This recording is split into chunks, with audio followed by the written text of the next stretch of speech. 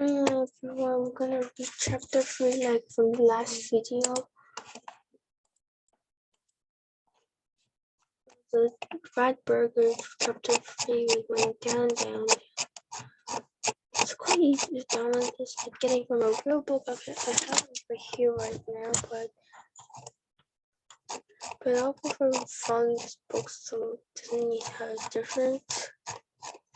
It's different from the cover. So chapter 3, nothing. I lost my job, said Dad. No, said so. They were shutting down the factory, moving the whole operation to China. But you will find another job, won't you? I will try, said Dad, but it won't be easy. There will be loads of us who will all looking for the same ones. As it turned out, it wasn't easy. In fact, it was, in fact, impossible. With so many people losing their job all at once, Dad was forced to claim benefit money from the government. It was a pittance, barely enough to live on. With nothing to do all day, Dad became more and more down. To begin and move, he went to the job center every day, but there were never any jobs within 100 miles. That eventually he started going to the pub instead. So could tell because she was fairly sure that job centers didn't stay open till late at night. So became more and more worried about her father. Sometimes she wondered if he'd given up on life altogether.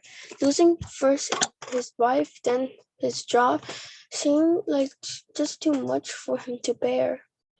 Little did he know, things were about to get much, much worse. Dad met Zoe's stepmother when he was at his saddest. He was lonely and she was on her own. Her last husband had died in a mysterious prawn cocktail related incident. Sheila seemed to think that her husband's number 10's benefit money would provide her with an easy life, with fans on tap and all the prawn cocktail crisps she could eat. As Zoe's real mom had died when Zoe was a baby, as much as she tried, Zoe could not remember her. There used to be photographs of Mom up all over the flat. Mom had a kind smile. Zoe would stare at the photographs, try and smile just like her. They certainly looked alike, especially when they were smiling. However, one day when everyone was out, Zoe's new stepmother took all the photographs down. Now they are confidently lost, totally, probably burnt. Dad didn't like talking about Mom because it would just make him cry. However, she lived on in Zoe's heart. The little girl knew that her real mom had loved her very much. She just knew it. Zoe also knew her stepmother did not love her or even liked her very much. In truth, Zoe was pretty sure her stepmothers hated her. Stella treated her at worst as an irritant, at best as if she were invisible. Zoe often overheard her stepmother saying that she wanted her out of her house as she was old enough. "The little brat can stop slugging off me." The woman never gave her a penny, not even on her birthday. That Christmas, Sheila had given Zoe a used teacher as a present, and then laughed in her face when the little girl unwrapped it. It was full of snot. Soon, Zoe's stepmother moved into the flat. She demanded that the hamster move out. "It stinks," she shrieked. However, after a great deal of shouting and slamming doors, Zoe had finally allowed to keep her little pet. Sheila, thoroughly despising gingerbread though. She moaned and moaned that the little hamster crawled through holes in the sofa, even though it was burning hot ash falling from her hands that had really created them. Over and over again, she warned her stepdaughter she would stamp on the little beast if I ever catch it out of its cage. Charlotte also mocked Zoe's attempts to teach her hamster to break dance. You're wasting your time with that nonsense. You and that little beast will amount to nothing. You hear me? Nothing. Zoe chose not to listen. What are you doing, kid? Reading a book. Where's Harold? Where's Harold? She knew she had a special way with animals, and Dad always told her so. In fact, Zoe dreamed of traveling the world with a huge many of animals, stars. One day she would train animals to do extraordinary feats that she believed that would delight the world. She even made a list of these madcap acts could be a frog who is a superstar DJ,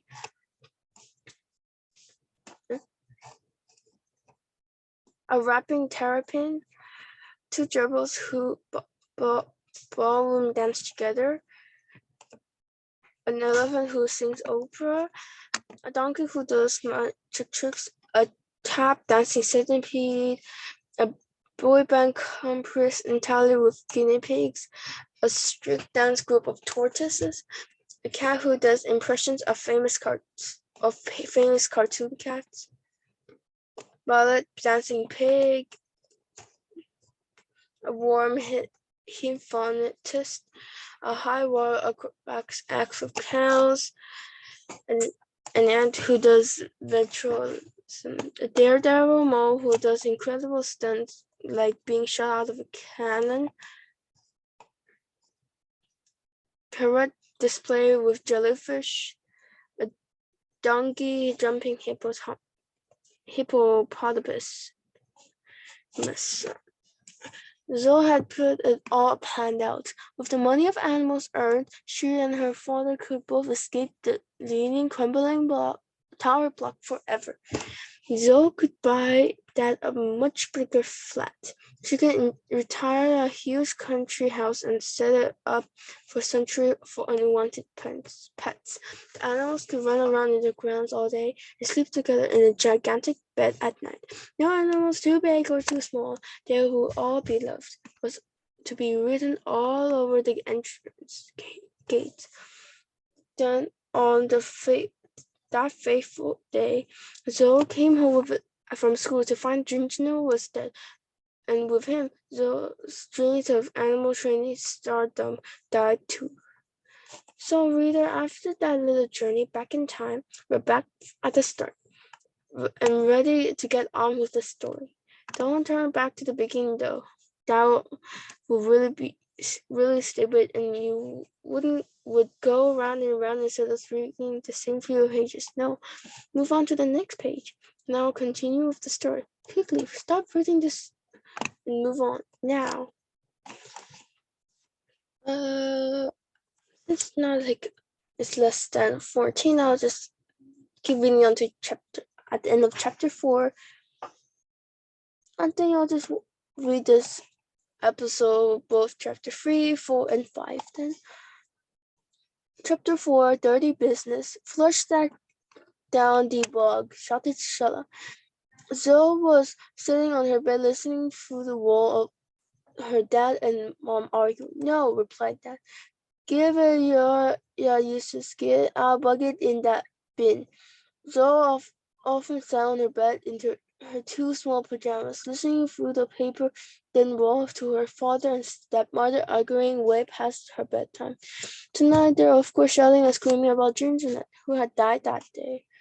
As they lived in the flat on the 37th floor of a defunct social block, which leaned heavily and should have been demolished decades ago. The family didn't have a garden, and there was an old adventure playground in the central concrete square shared by old blocks in the estate. However, the local gang made it too dangerous to venture near. What are you looking at? Tina tried to shout at anyone passing by. Tina was the local beauty. Her gangs of teenage hoodlums ruled the estate. She was only 14 but could make a grown man cry, and often did. Every day she would flop on Zoe's head and from the flats as the little girl walked to school. And every day Tina would laugh as if it's the funniest thing in the world. If the family had owned an olive or even the smallest patch of grass anywhere on the estate they could call their own, Zoe would have dug a little grave with a spoon, lowered her friend in the hole, and made a headstone with a lolly stick, ginger nut. Much loved hamster, expert breakdancer, and sometimes Bobby Popper, sadly missed by his owner and friend Zoe, R.I.P. But of course they didn't have gardens. No one did. Instead, Zoe had wrapped her hamster carefully in a page from her history exercise book. When her dad finally returned home from the pub, she Zoe gave him the precious little package. My dad will know what to do with him, she thought. Zoe didn't have reckoned on her horrible stepmother getting involved. Unlike his new wife, Zoe's dad was tall and thin. If she was like a bowling ball, he was just Skittle. And of course, bowling was often knocked over Skittles. Also now, Dad and Sheila were arguing in the kitchen on what to do with the little package Zoe had given to Dad. It was always awful to hear the two of them shouting at each other, but tonight was proving particularly unbearable. I suppose I can get this poor girl another hamster for sure, Dad. She was so good with it. Sophie's face lit up for a moment. Are you crazy? Sneered her stepmother. Another hamster? You're so used to this. You can't even get a job to pay for one. They are no judges. Just too lazy to get one useless kid. I could find a way for Zoe. I love my girl so much I could try to save up some of my benefit money. That hardly enough to keep me a prawn cocktail cruise, let alone feed a beast like that. We could feed it leftovers. I'm not having another one of those disgusting creatures in me flat, said the woman. It's not this disgusting creature, it's a hamster. Hamsters are no better than rats. Shall continue worse. Our God, they on me and the need killing this fight speak and span. She does no such things, thought Joe. This plan is the opposite tip. And then the nasty little thing comes along and does its dirty business everywhere, continued Sheila. And I am on the subject. Your aim in the ball could be better. Sorry. What do y'all do? Put a sprinkler on the end of it? Keep your voice down, woman. The little girl once again finding out the hard way that secretly listening to your parents talk could be a very, very dangerous game. Always end up hearing things you wish you never had. Besides, Ginger didn't do his business everywhere, so had always made sure he picked up the roots droplets from his secret runs around her room with some blue paper and flushed them safely down the toilet. I'll take the cage down the pawn shop, then might get a few quid for it. I will take down the pawn shop. Said his wife aggressively. You just spend the money on that palm, but now put the nasty little thing in that bin. I promised Zoe I'll give her a proper burial in the park. She loves ginger. She taught me tricks and everything. They are pathetic. A dancing hamster of absolute rubbish. That's not fair. And you're not going out again tonight. I don't trust you. You'll be back. That pump. It's shut knowing you, and you just wait outside until it opens tomorrow morning. Come on, give it here. Zoe had the pin been open with a stamp of her stomach's chubby foot and a faint sound of a thump. With tears streaming down her face, Zoe lay down in the bed and covered herself with her duvet, and turned to her right side with a half-blush stare at the cage as she did every night. It was unhealthy to see it empty. The little girl closed her eyes but couldn't sleep. Her heart was aching. Her brain was spinning. She was sad. She was angry. She was sad. She was angry. She was sad. She turned to her left side. Maybe it could be easier to sleep facing the grimly wall rather than staring at the empty cage. She closed her eyes again, but all she could think was think about was Ginger Nut. Now that it was easy to think, what with the noise coming from the neighboring flat, Zoe didn't know who lived there. People in the other block weren't exactly close, but most evenings she heard shouting. It seemed like a man screaming at his daughter, who often cried, and Zoe often felt sorry for her. Whoever she was, however bad Zoe thought her life was, this girl's son was. Zoe blocked out the shouting and soon fell asleep, dreaming of Ginger breakdancing in heaven. Chapter 5, the last chapter I'm gonna read today. So Zoe trucked even more reluctantly than usual to school the next morning. Ginger was dead, and with that, her dreams had died too. Zoe walked out of the estate. Tina flopped on the little girl's head as she always did. As her winning flopped out, her frizzy hair on the page ripped from one of her exercise books, Zoe saw that crouching over by the tiniest patch of grass. He appeared to be digging with his hands, turned so quickly as if in shock. "Oh, hello, my love. What are you doing?" said Zoe. She leaned over him. She saw what he was up to, and saw that little package containing ginger nut was laid on the ground next to a small mound of dirt. "Don't tell your mom, stepmom. Don't tell your stepmom."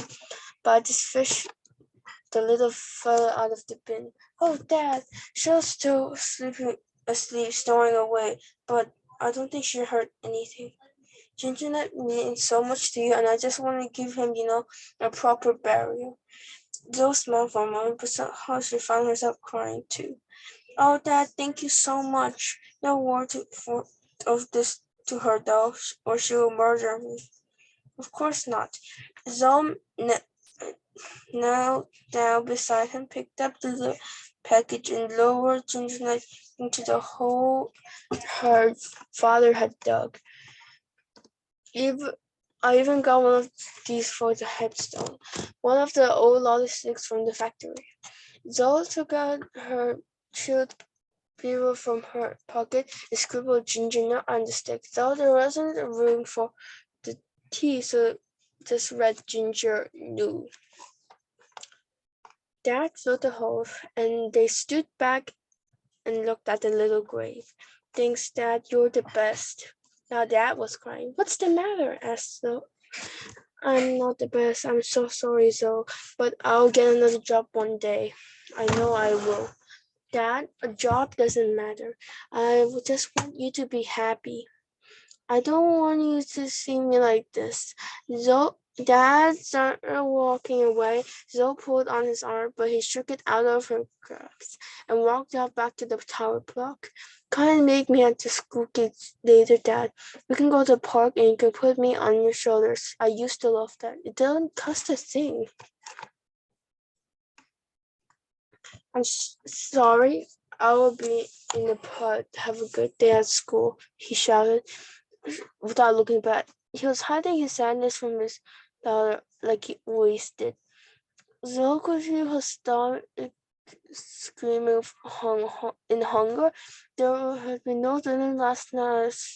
So I spent all the benefit money on fags. There was no food in the house, so I hadn't eaten in a very long time. So she stopped at Raj's news fridge. All kids in the school went to the shop before and or after school. Zoe never received pocket money, so she only came up in the shop and glanced longingly at the switch. Being acceptable, sounding kind-hearted, Raj often took pity on the girl and gave her free ones. Only the out-of-date ones, though, were those with a hint of mold, but she was still grateful. Sometimes she would allow a quick sunk on the mid before Raj asked her to spit it out so she can put it back in the package to sell to another customer. This morning, Zoe was especially hungry and was hoping Raj would help. Ding went the bell as the door opened. This is Zoe, my favorite customer. Raj was a big jolly man who always had a smile on his face, even if you told him his shop was on fire. Oh my goodness. Hello, Raj. I don't have any money again today. I'm afraid not a penny. Nothing. Sorry. Oh dear, but you do look hungry. A quick nibble on these chocolate bars, perhaps. He picked up a bar and unwrapped it for her. Just try and eat around the edges, please. Then I can put it in the wrapper and back on. So the next customer will never know. Zoe nibbled greedily on the chocolate bar, her front teeth munching off the edges like a little rodent. You look very sad, child, said Raj. He was always good at spotting when things were wrong, and could be a lot more caring than some parents or teachers. Have you been crying? Zoe looked up from the nibbling for a moment. Her eyes still stung with tears. No, I'm fine, Raj. Just hungry. No, Mr. Joe, I can see something is wrong. He leaned on the counter and smiled supportingly at her. Zoe took a deep breath. My hamster died. Oh, Miss Zoe, I'm so sorry. Thank you. The poor thing. A few years ago, I had a pet tadpole and it died. So I know how you feel. Zoe looked surprised. A pet tadpole? She never heard of anyone having one as a pet. Yes, I never named him Paul Badam. One night I left him swimming around in his little fishbowl, and when I woke up in the morning, there was this naughty frog there. He must have eaten Papa Don. Zoe couldn't quite believe what she was hearing. Badge? Yes, he used rage wiped a tear from his eye from the sleeve of his cardigan. Sorry, I always have quite emotional when I think about Papa. But tadpoles turn into frogs. Don't be stupid, child. They do. So the frog was Papa. I know you're just making me feel better. But I know it's not true. Zoe rolled her eyes. Now tell me about your hamster. Was so special. I trained him to break dance. Wow, what's his name? Ginger said Zoe sadly. My dream was that one day he would be on TV. Raj thought for a moment, and then looked Zoe straight in the eyes. You must never give up your dreams, young lady. But Ginger Nut is dead. But your dream doesn't need to die. Dreams never die. If you can train a hamster to break dance, Miss Joe, just imagine what you could do. I suppose. Roger looked at his watch. But as much as I would like to, we can't stand here chatting all day. No? Zoe loved Raj, even if he didn't know a tadpole turned into a frog. I never wanted to leave his messy little shop. You better be off to school now, young lady. You don't want to be late, I suppose, so mumbled Zoe. Sometimes she wondered why she didn't just bunk off like so many of the others. Raj bunched on his big hands.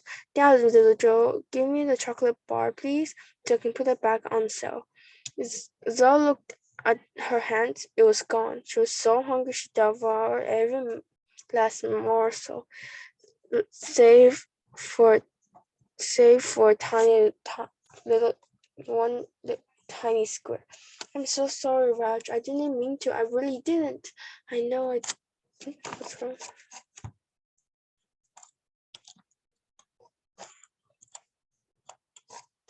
That's weird.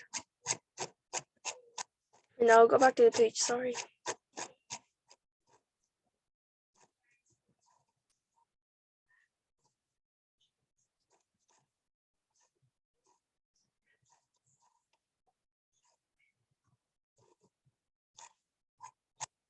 We're almost.